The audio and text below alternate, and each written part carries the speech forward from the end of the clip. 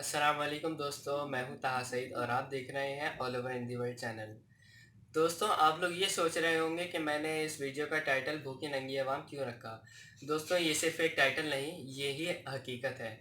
دوستوں، ہم لوگ جو ہے، یہ پورے پاکستان کی بات ہو رہی ہے کہ صرف ایک طبقہ نہیں بھوکا ننگا ہے، بلکہ پورا پاکستان، پوری عوام اسے بھوکی ننگی ہے، کیونکہ ہم ایک دوسرے کا حق مارتے ہیں۔ ہم ایک دوسرے کے ہاتھ میں خود سے اچھی چیز دیکھنا نہیں چاہتے۔ جیسے اب میں مثال دوں کہ ابھی لاک ڈاؤن ہوا تو حکومت نے یوٹیلیٹی سٹورز پہ سارا سامان مہیا کر دیا کہ آپ یہ چیزیں سستی ہیں اتنی، ایسے لے لیں۔ تو اب جیسے آٹا ہے 400 روپے کا 10 کلو آ رہا ہے، ہماری طرف جو یوٹیلیٹی سٹور ہے اس پہ ایسے آ رہا ہے 400 روپے کا 10 کلو۔ صحیح ہے، اب ہم لوگ کیا کرتے ہیں، جیسے اب ہم نے دیکھا کہ بھائی ہاں آٹے کا ٹرک آ گیا یوٹیلیٹی سٹور پہ، اب گھر کے سارے افراد کو جو ہے یوٹیلیٹی سٹور پہ بھیج دیتے ہیں۔ اب وہ اس کو کیا پتا کہ ایک ہی گھر کے سارے افراد ہیں، یہ لوگ 10 آٹے جو ہے ایک ہی گھر میں رہ جاتے ہیں، اور ان کو پتہ نہیں ہوتا ہے کہ آگے جو دوسرا غریب آنے والا ہے پتہ نہیں اس کے گھر میں بھی آٹا پہنچ پائے گا نہیں پہنچ پائے گا۔ 10 آٹے کے بورے جو ہے ایک ہی گھر میں چلے جاتے ہیں۔ ہمیں اس چیز کا تو خیال نہیں ہے ہمارا پڑوسی صحیح رہ رہا ہے نہیں رہ رہا۔ ہم اس کس بات کے مسلمان ہیں؟ مجھے تو لگتا ہے ہم مسلمان ہی نہیں ہیں، ہمیں اپنے پڑوسیوں کا خیال نہیں ہوتا ہے۔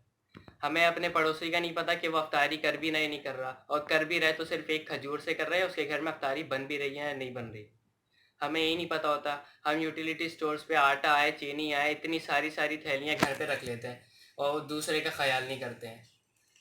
ایک سوچ ہوتی ہے انسان کے اندر، دوسرے کا خیال ہوتا ہے، وہ بھی اب خیال بھی میرے خیال میں مر گیا ہے۔ اس خیال کو دوبارہ زندہ کرنا ہے ہمیں۔ دوستوں، آپ کیا رہے ہیں، مجھے یہ سمجھ نہیں آ رہا۔ میں ہماری طرف یوٹیلیٹی سٹور ہے، اس پہ بھی یہی دیکھتا ہوں، لوگ ایک بار نہیں آتے، لوگ ایک دن میں 3 4 بار آ کے وہ آٹے کی تھیلی، چینی کی تھیلی 3 4 مرتبہ لے جاتے ہیں، دوسروں کا خیال نہیں ہوتا۔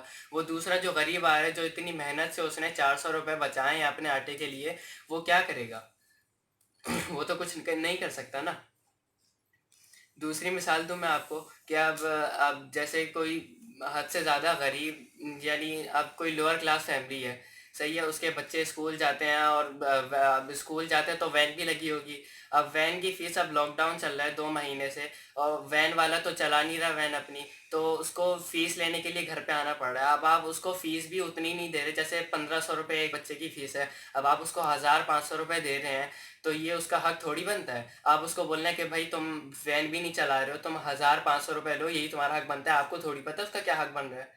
اس کے گھر میں بھی بچے ہوں گے، اس کے گھر میں بھی بوڑھے ماں باپ ہوں گے، جس کے لیے وہ دوائی بنائے گا، دوائی لے کر آئے گا، دوسروں کا پیٹ بھرے گا، اپنے بچوں کا، اس کو بھی تو خیال ہوگا۔ آپ اس کو 1500 روپے پکڑا رہے ہیں، وہ تھوڑی ہے امیر، کوئی امیر تھوڑی ہے وہ جو آپ کے 1500 پہ خوش ہو جائے گا۔ یہی حقیقت ہے، یہ آپ لوگ اپنے پیسے بچانے کے چکر میں دوسروں کا حق مار دیتے ہیں۔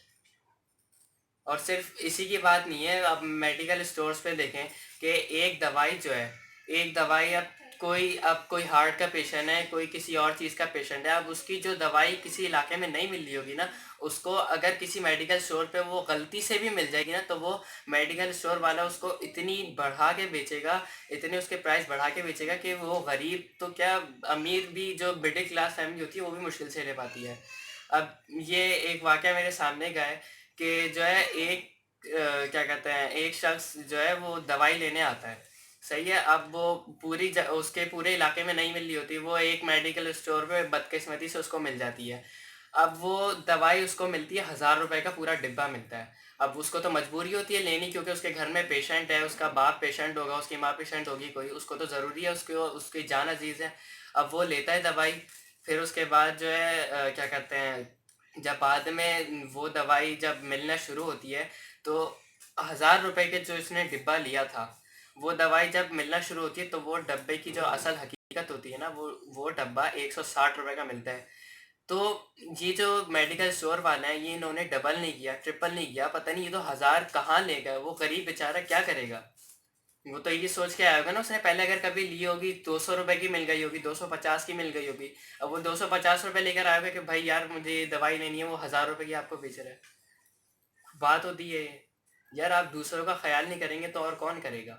اگر ہم ہی اپنے مسلمان بھائیوں کا خیال نہیں کریں گے تو اور دوسرا کوئی آ کے باہر سے تھوڑی کرے گا۔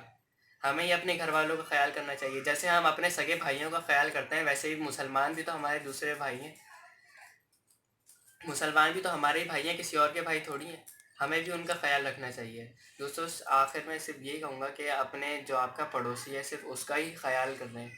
اپنے گھر میں جتنی افطاری آپ کو پتہ ہے کہ بھائی میں اتنی افطاری ہماری روز بن رہی ہے، پورے مہینے کا جائزہ لیں کہ اگر اتنی ہماری سیلری ہے اس میں سے 25% ہماری سیلری میں سے افطاری بن رہی ہے، تو باقی تھوڑا تھوڑا کر کے آپ غریبوں کو کھلائیں، اپنے ہمسایوں کو کھلائیں۔ تھوڑا سا احساس پیدا کریں گے نا تو وہ آگے جا کے آپ کے لیے بہت بڑی چیز بن سکتا ہے۔ آپ شرم محسوس نہیں کریں کہ یار یہ تو غریب ہے، اس کو میں کھلاؤں گا، لوگ کیا کہیں گے، کیا کر رہے ہیں یہ۔ شرم محسوس نہیں کرنی چاہیے، بھاڑ میں جائے دنیا جو کہہ رہی ہے، آپ کو اپنی اس پہ چلنا چاہیے۔ آپ صحیح ہیں تو بس صحیح ہیں، پوری دنیا عزم پر قائم ہونی چاہیے آپ کی۔ بس دوستو آخر میں یہی کہوں گا کہ میری اس ویڈیو کو لائک کریں، کمنٹ کریں، شیئر کریں اور میرے اس چینل کو سبسکرائب کریں تاکہ آپ کو اور معلومات کی ویڈیوز مل سکیں۔ السلام علیکم ورحمۃ اللہ۔